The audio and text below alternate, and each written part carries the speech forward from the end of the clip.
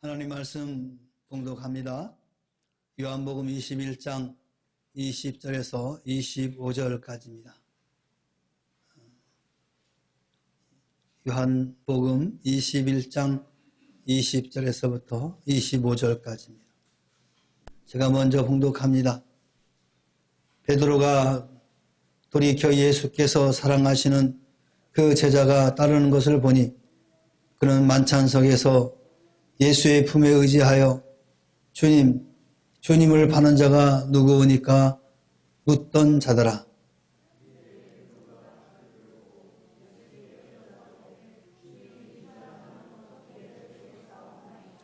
예수께서 이르시되 내가 올 때까지 그를 머물게 하고자 할지라도 내게 무슨 상관이냐? 너는 나를 따르라 하시더라.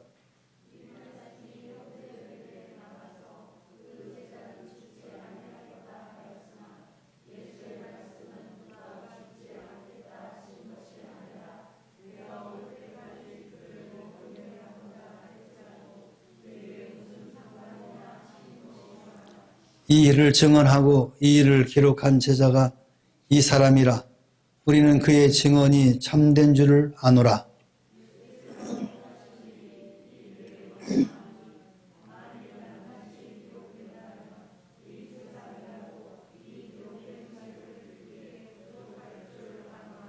아멘.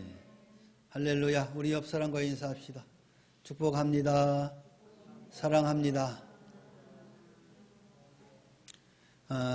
드디어 요한복음의 마지막 부분입니다.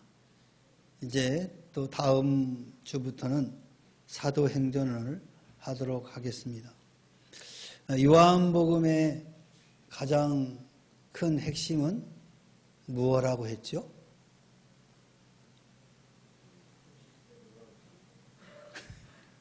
요한복음. 사도 요한이 왜 요한복음을 썼다고 했어요?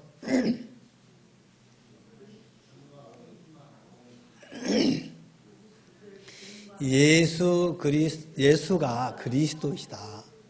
하나님이시다. 하나님의 독생자이시다. 이것이 핵심이라고 그랬잖아요. 그래서 처음 예수를 믿는 사람들에게 무엇을 읽으라고 한다고요? 요한복음을 읽으라고 한 거예요. 요한복음을 읽다 보면 예수님이 하나님이시구나. 예수님이 우리를 구원하시기 위해서 이 땅에 오셨구나. 이분이 하나님이시구나. 이거를 깨닫게 한다라고 말씀을 드렸죠. 오늘 마지막 절을 통해서 예수님께서 많은 제자들을 사랑하시고 베드로 사랑하시고 또 그 외 많은 제자들을 사랑하셨지만 특별히 오늘 본문에서는 모든 사람들이 인정하는 베드로조차도 인정하는 예수님의 사랑하는 제자가 누군가 보니까 여기에 요한이다라고 이야기를 하고 있습니다. 12 마띠아까지 해서 12제자, 사도 바울까지 11명의 사도. 근데 마띠아는 성경에 별로 등장하지 않죠. 가룟 유다 대신에 뽑은 제자가 마띠아잖아요. 12제자인데 다른 제자들은 열심히 사역한 현장들이 보이는데 특별히 마띠아는 그렇게 등장하지 않습니다. 대신에 13번째 사도로 부름받은 분이 누구라고요? 사울. 이 13명의 사도, 그 외에 제자들은 많이 있죠. 마가의 다락방에서 120명의 성도들, 여기는 제자들이라고도 이야기를 합니다. 이분들이 열심히 합심해서 기도할 때 성령의 역사가 일어났다. 그러니까 이 제자들은 많이 있어요. 근데 그 중에 사도로 부름받은 사람들은, 우리가 사도라고 하는 분들은 13분, 예수님께서 직접 부르신 분들은 12분. 마띠아는 교회에서 뽑은 거죠. 가룟 유다를 대신해서 우리가 한 사람을 뽑자 해서 뽑은 게 마띠아입니다. 그 외에 11명과 바울은 예수님께서 직접 부르셨죠. 그리고 바울 같은 경우는 환상을 통해서 예수님께서 바울을 부르셔서 이방인을 위한 사도로 부른다 해서 부름받은 자.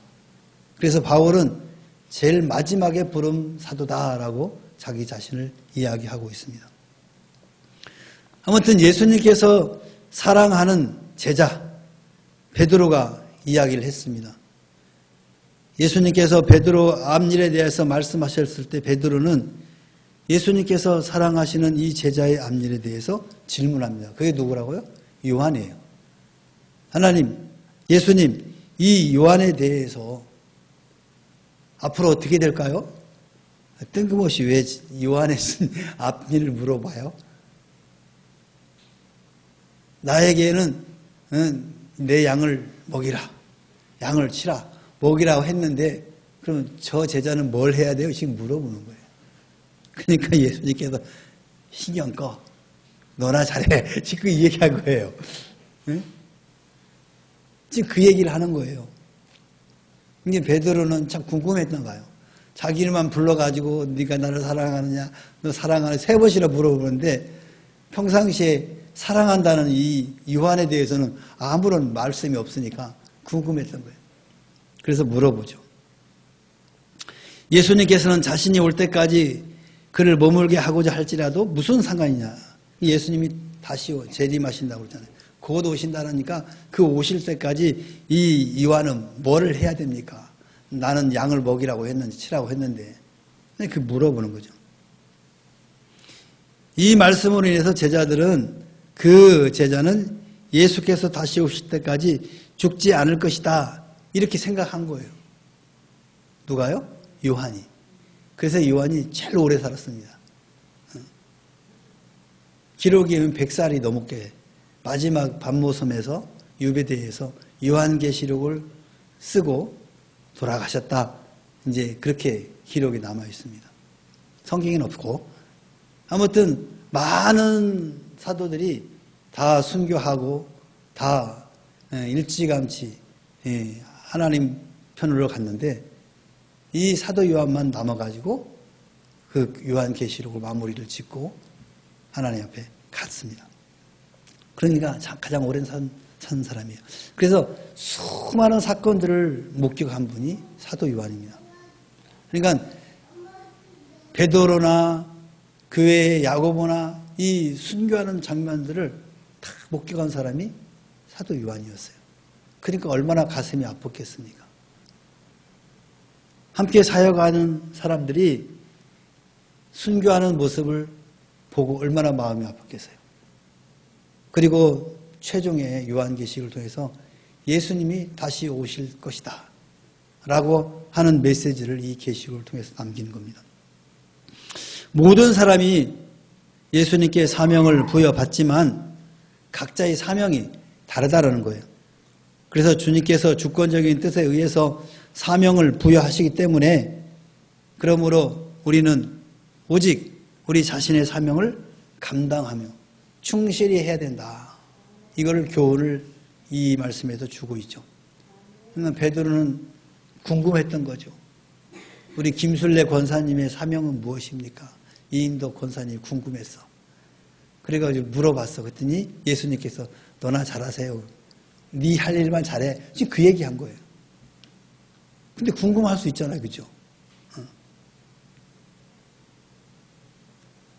예수님께서 하시는 말씀은 베드로 너에게 준 사명을 충실히 감당하라. 남에게 준 사명에 대해서 나설 필요 없이 네 일을 잘해라. 지금 그렇게 권면하고 있는 거예요. 오늘 수많은 우리 성도들이 혹시나 이 베드로처럼 나서고 있지는 않는지 한번 생각해 봐야 돼요. 나에게 준 사명인 이건데 자꾸 B라는 사람에게 준 사명이 이렇게 기웃거리면서 자기 일은 제대로 하지 않으면서 남에게 하는 일을 자꾸 기웃거리면서 방해하는 사람들이 있어요.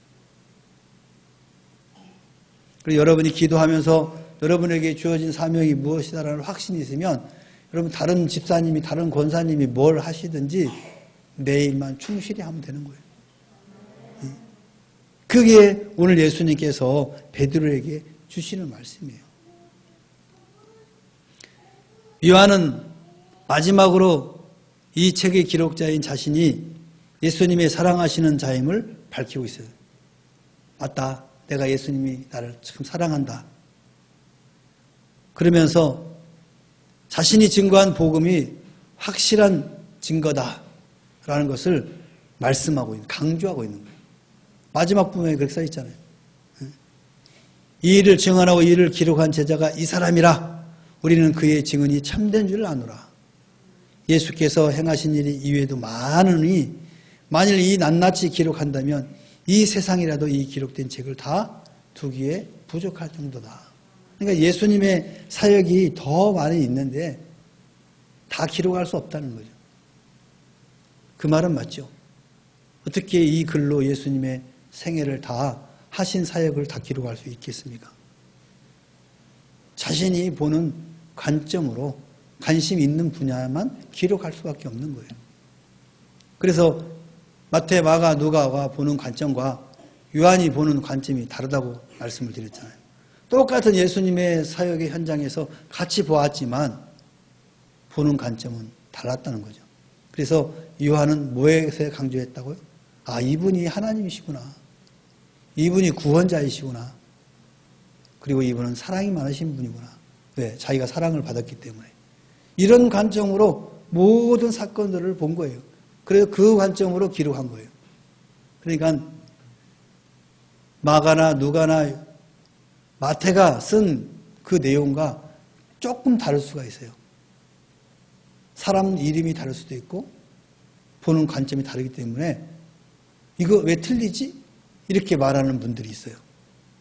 왜 맞이하는데 틀리냐? 여러분 코끼리가 크죠? 맹인이 코끼리를 만졌어. 어떤 사람은 코를 만지고 어떤 사람은 다리를 만지고 앞다리 만지고 뒷다리 만지고 어떤 사람은 배를 만지고 꼬리를 만졌어요. 그러면서 이게 코끼리야 그랬단 말이에요. 그러면 말을 해요. 코끼리 어떻게 생겨서 길쭉해. 퉁퉁해. 배불룩이야. 그런다고 해서 그게 코끼리 아닙니까? 코끼리 맞잖아요. 그러니까 예수님의 사역을 우리가 한 번에 다 볼 수는 없다는 거죠. 여러분의 한계가 있잖아요. 그래서 이쪽에서 보면 이렇게 이야기할 수 있고 저쪽에서 보면 저렇게 이야기할 수 있는 거예요. 그래서 성경은 1.1획도 틀리지 않다라는 거예요. 근데 성경을 비판하는 사람들은 그냥 그걸 가지고 이제 트집지 않는 거죠. 왜 이게 틀리냐? 똑같은 사건인데 왜 이름이 다르냐? 이런 식으로 따지는데 거기에 대해서 아까 얘기했듯이 보는 관점, 관심 분야에 따라서 글을 그렇게 쓰는 거예요. 그렇죠? 여기 장미꽃이 이게 지금 생화 아니죠? 좋아요? 이 꽃을 보면서 여러분 느끼는 감정은 다 달라요. 자, 우리 김술래 권사님한테 여쭤보겠습니다. 이게 생화라고 생각하고 생화는 아니에요. 이 꽃을 보면서 무엇을 느낍니까?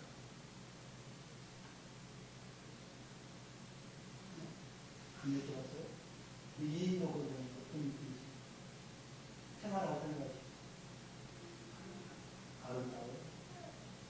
우리 박원수 권사님 향기가 나을 것 같다. 그리고 우리 유영경 이사님 이 무슨 꽃이에요? 이게 무슨 꽃이에요? 하얀 꽃이에요? 어떤 사람은 하얗다고 하고 어떤 사람 딱 보면서 저 안에 있는 노란 수술을 보고 노란색이라고 할 수도 있고. 그죠? 똑같은 이 꽃이지만 본인이 그날 슬픔을 당했어. 그럼 뭐 같이 보여? 좋아. 사람이 죽으면 바치는 꽃이잖아요. 좋아. 하얀색. 그러니까 그 사람의 감정에 따라서 느낌이 달라지는 거예요. 제가 왜 이걸 강조하느냐? 예수님의 사역도 그렇단 말이에요. 그 제자들이 보는 그 관점에 따라서 어느 거는 강하게 보이고 어떻게는 약하게 보이고 이렇게 기록된 거란 말이에요. 근데 여기서 왜 요한이 사랑하는 제자다, 왜 사랑하는 제자라고 강조했냐? 다른 분은 예수님이 사랑 안 했겠어요? 그런데 이 사도 요한이 좀 애교를 떨은 것 같아요. 최후 만찬에서 예수님 품에 탁 안기면서 애교 떤 사람이 요한이에요. 아, 남자가 징그럽게 왜 그래? 아무튼 그랬어요. 그래서 사람들이, 다른 제자들 볼 때 좀 뭐야? 막 했겠죠. 그런데 왜 그거를 그냥 봤을까요? 평상시에 예수님이 이 사도 요한을 사랑한 것으로 봤기 때문에 그걸 용납한 거예요. 아마 베드로가 그랬으면은 난리 났을 거야. 왜? 베드로는 다혈질 했잖아요. 아, 푹푹, 막 말도 함부로 하고, 막 이런 사람이잖아. 근데 그래서 거기 가서 예수님이 그랬으면 얼마나 닭살 돋겠어. 사도 요한은 그럴 만한 정도로 부드러운 사람이었다. 그래서 제자들도 인정한 거예요. 아, 예수님이 사랑하는 제자구나. 근데 특별히 더 사랑한 건 아니죠. 다 사랑하는데 그렇게 제자들이, 다른 제자들이 본 거예요. 아무튼 그래서 예수님이 십자가에 돌아가실 때 이 사도 요한에게 마리아 어머니를 맡기잖아요. 그런 거 하나하나가 아, 특별히 더 사랑하는구나. 왜 베드로에게 안 맡기고 사도 요한에게 맡겼겠어요? 더 특별히 뭔가 신뢰할 만한 그런 제자라고 본 거죠. 그리고 십자가에서 돌아가시는 그 모든 광경들을 이 요한복음은 아주 상세하게 기록했어요. 그걸 보면 또 나와 있어요. 사도 요한이 머리를 푹 뒤집으시고 십자가에 못 박혀 가는 모든 광경을 다 목도한 거예요. 십자가에 돌아가시는 광경까지. 그렇기 때문에 그 모든 것들을 상세하게 다른 복음서에 비해서 자세히 써 있는 거예요. 이처럼 예수님의 사역을 자신의 관심에 따라서 기록한 거예요. 그러니까 예수님은 이 사도 요한을 좀 더 관심 있게 봤을 것이다. 그래서 십자가에서 그 고통 속에서도 누구를 봤어요? 사도 요한을 본 거예요. 그리고 그에게 명령을 하잖아요. 마리아가 내 어머니다.